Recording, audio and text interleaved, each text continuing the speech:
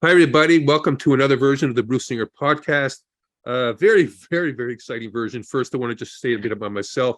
I'm the host of this podcast, which is the Bruce Singer podcast. Obviously, I'm Bruce Singer. And what my company does, Canada CFOs, we provide chief financial officers on a part-time basis, an interim basis to companies. And we're very passionate about the food industry and the natural food industry specific, the health food industry. And today I have a very exciting guest.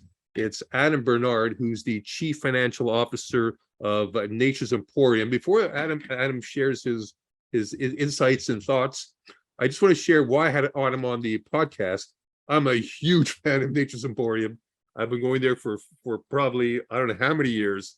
They are an incredible operation, customer service. The food is incredible, the quality is incredible, the stores are incredible, clean as a whistle.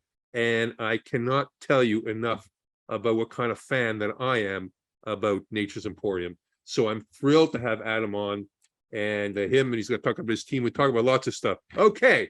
And Adam is a partner in the business. And tell us a bit more about yourself and Nature's Emporium. Tell us a bit about yourself, and we're going to have fun today. Okay. Yeah. So my background. I grew up in a middle-class household in the suburbs of Toronto, and I grew up in the restaurant business. My father ran restaurants, and so at an early age, I learned the business of food, and really loved the food business, loved everything about the food business, but a lot about customer service and the value of the customer, and how that drives the business forward. And through that sort of upbringing, I decided that, hey, I didn't want to work in operations at the time. I really wanted to follow the financial path. And so I joined PwC and the CA route, and then joined out of PricewaterhouseCoopers, I joined Canadian Tire.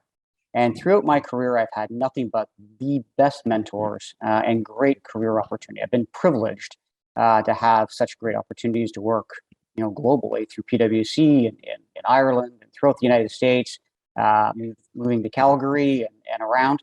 And I found a home at Canadian Tire where in a middle management positions, they were phenomenal to me as well.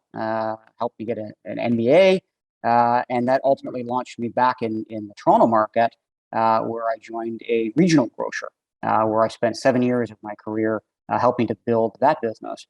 And Joe, the founder of Nature's Emporium, approached me and said, listen, we're coming out of COVID, and there's a real opportunity to help a lot more people eat and live a better lifestyle, and compelled me to join him to do that. And so I joined Nature's about a year ago, just about a year ago, and it has been a whirlwind for that 1 year. So that's been my career path in a bit of a nutshell.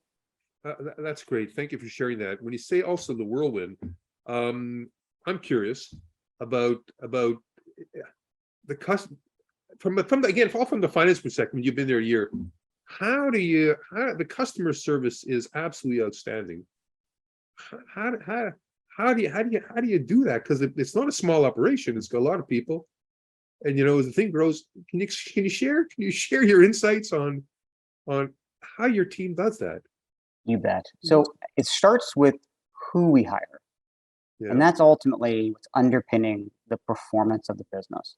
We start with hiring people that have a passion for healthy food, they have a general positive outlook on life, and they have empathy towards others. And, independent of functional skills, do they know how to, pick a ripe avocado? Okay, we can teach that, and we do teach that.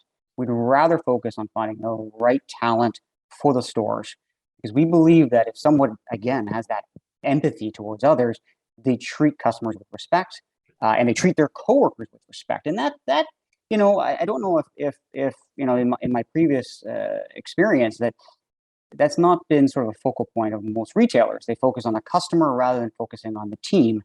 And if you surround yourself with positive team members who are doing the same sorts of things, it provides an ecosystem where we want to be positive and we want to offer great customer service. So that's, to answer your question in a nutshell, Bruce, that's fundamentally what it comes down to, is picking the right people to work with. And that's the culture. That's the culture. That's what it really. It's the culture. That's what it. That's amazing. But I'm curious too, because in this day and age, there's a war for talent. So if you're Yep. winning that war, it sounds like you're winning the war. Okay. If you're at the high, Well, I think maybe we're winning the retention war. yeah, got it. Yeah. And Yeah. so, Yeah. Wow. will somebody leave for, $2 more an hour? The answer is they might consider it. But if they love the environment they work in, and we pay competitively, so we believe and we continue to shop the market and make sure we're treating our employees with respect. And it comes down to, again, positive work environment, but also clear expectations, so they understand what success looks like. And what we found is when employees leave our business there are some that will choose, hey, and I get paid a little bit more by taking that role for $2 more an hour. Most of them end up coming back, and they come back because when they go to their new organization, they're being inundated with, okay, well, now I'm paying that employee $2 more an hour. Therefore, the organization structurally overburdens those employees with more responsibility than they're probably accustomed to, but also comfortable with. And so they come back to us because they feel like they can be successful and supported, and we believe we're paying them competitively. You just need to say that because it brushes off on the customer. Because I'm talking about myself. My experience is I come back because I feel supported. I feel like I'm valued as a customer. I see the quality. And it's interesting. You're right. It trickles down right to the right up and down the line. It's really something. And we can touch on, it's just not just the Yeah. customer facing employees. It's also our buyers and our purchasing, that we call it the office staff, if you will, although we don't necessarily distinguish between office staff and customer facing staff. We again hire the same sort of individuals to do our buying. So we have functional experts, whether it's in produce or it's in our health vitamins and supplements, or whether it is in our center aisle health foods area of our business, et cetera. Across all lines of business, we have experts in those areas. But before they're an expert in produce per se, they're first and foremost an expert in how to have good relations with those frontline staff members to make sure that they're supported. They have the right information to be successful. They know enough about the product so they can convey that to a consumer. And so that's ultimately what underpins a lot of our success, is an ecosystem, at a frontline level to support those staff, but also at an office level to make sure we're conveying the right product, we're picking the right product, and ultimately respecting the customer in terms of the price point and their affordability on those products. So it really is a multitude that makes us successful. Well, thank you for sharing that. And I want to talk. What are some of the, because grocery, it's more than just grocery. It's not grocery. I'm using it. It's far beyond that. The health food industry I think the health food industry, I don't think we've even grown to the potential of the natural food industry. That's my belief. I think we're just at the forefront, personal belief system.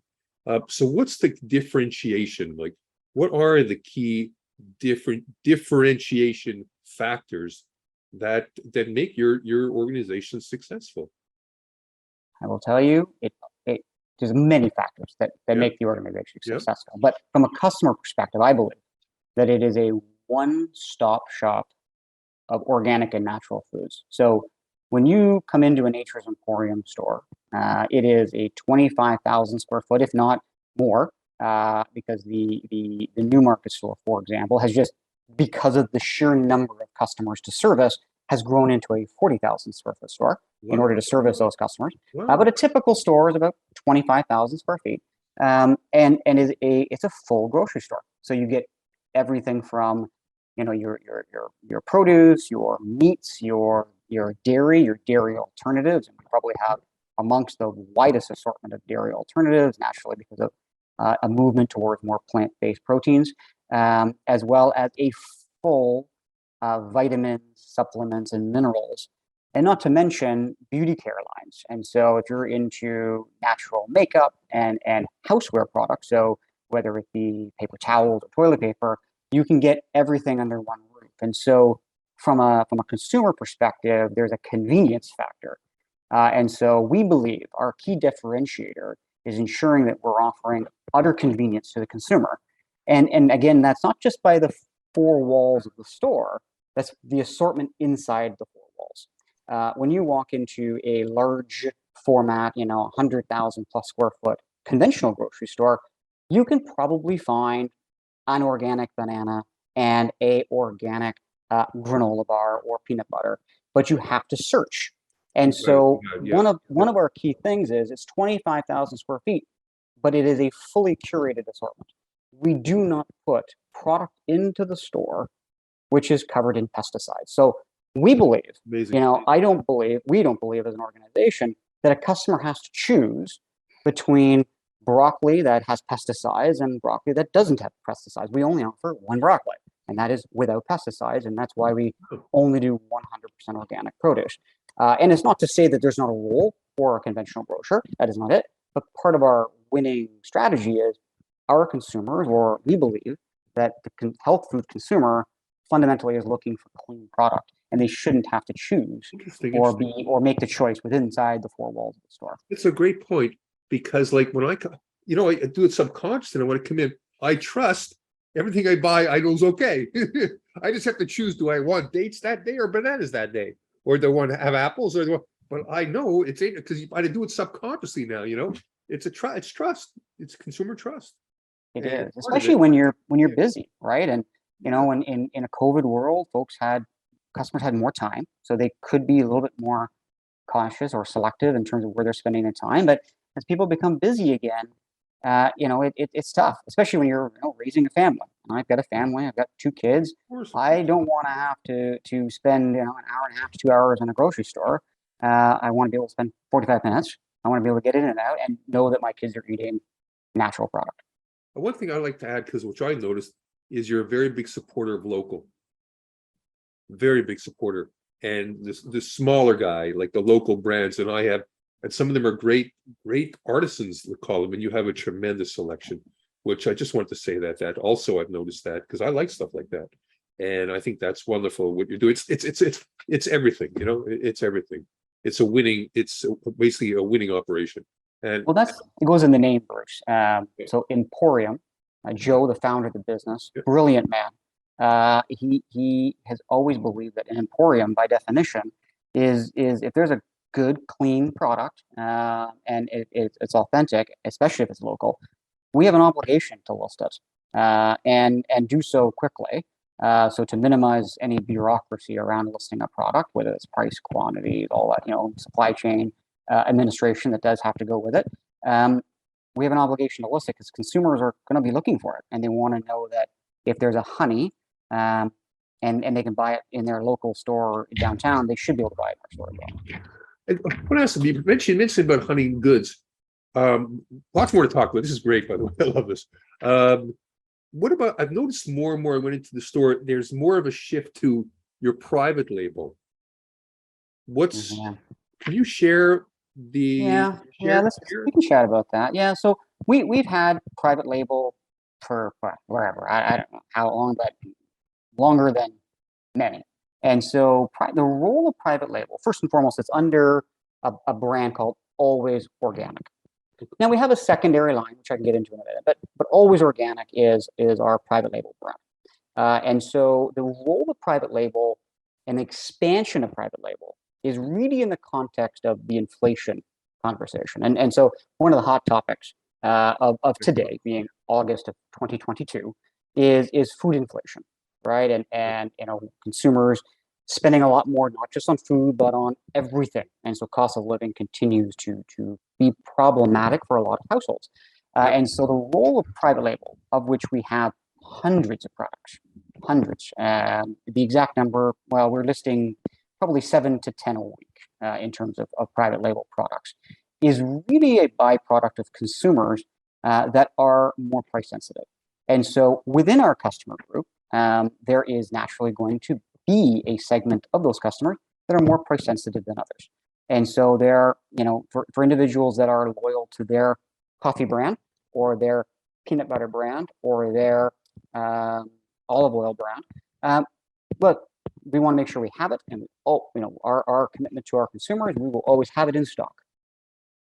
But if this week or this month or this period of time, however long that period, we make no judgment.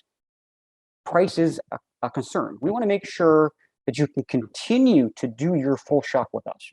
And so private label, the role of private label is to make sure or to unlock the value, the price value for that consumer. And so if you're shopping and you need an avocado oil, and the alternative brand is 10%, 20% more expensive, we can offer you an alternative product that is continuing to be organic. That's good. That's great. So that's the role. That's great, because inflation is a big topic. Yeah. Is a big topic.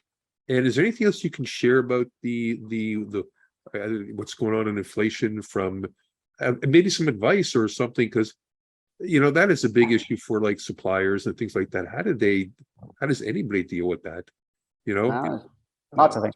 First of all, let's the clarify. finance perspective. Inflation is real. Let's clarify. Really Inflation is real. Inflation is real. And it finds and trickles its way into everything. And so what we've done as a business, I'll talk about that first, and then sure, maybe I'll have some level of advice. I don't know, value of advice, but we started several months ago, and we started in the fourth quarter of last year, looking at inflation, realizing that inflation's a thing. It's going to be a thing. I think it would be, I apologize if it sounds bad, but it would be naive to think that we come out of a COVID world where people have been locked in their cocoons for several years, that they're not going to be a spending frenzy. And so we recognize that this to be the case, and we started a number of things. And I say the first thing we started was, we call it internally, we call it Project Mercury. And Project Mercury is the automation of manual or mundane tasks. And so this project of automation includes the full-scale ERP or enterprise resource planning platform, as well as an automated e-commerce platform, which will be launched in 2023, and a bunch of other automated platforms, including procurement. And so why have we done that? To make sure that we're only our team members' time is spent with the customer, because that's where the value is. And so one of our things to combat inflation is so that we can continue to be competitive on a wage front, is we need to make sure we're removing hours, removing those manual tasks from retail operations, and making sure that our team members are doing things that are valuable to consumers. That's number one.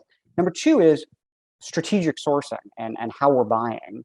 And so, there's certain things you can do that with, more grocery, center aisle, health, a packaged stable product. You can do more of that.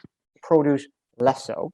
But ultimately, we have a central procurement model whereby we procure into a distribution center, and we're buying when the opportunities with our vendors, because you may have suppliers listening to this podcast. And so I would definitely encourage them to work with the buyer, because they will naturally have ebbs and flows of their own availability. And so working with customers like us, retailers like us, who are more than happy to procure more or less during certain periods of time. And our vitamins, supplements, and beauty suppliers are a prime example of that. They work with our buyers to say, listen, these are the times where I have opportunities for you to buy at a cheaper price. You just have to carry the inventory, which, obviously we'll do the math and make sure that makes sense for our business, but we're happy to do that because it allows us then to pass those savings on to the consumer. I got it. No, I got it. It's like really partnering. It's really partnering with those suppliers, and whether they're supplier distributors or direct supply. I guess there's both of that going on, but it's interesting stuff. Very, very, thank you. Thank you for sharing that. We could talk about that for hours. Oh, and that is like today. It's like every meeting I'm in about food. It's like, what do we do? I mean, it's a constant. It constantly comes up. So I want to switch the topic. Let's talk about your plans going forward. What's the plan? Also, could I mention also? I know you opened up a new location. You mentioned open. It's not open yet, but it's certainly under construction. Yes. Yeah, there's one. Yeah, from a finance perspective, how does it impact finance? Curious, because how does it impact you? Several facets.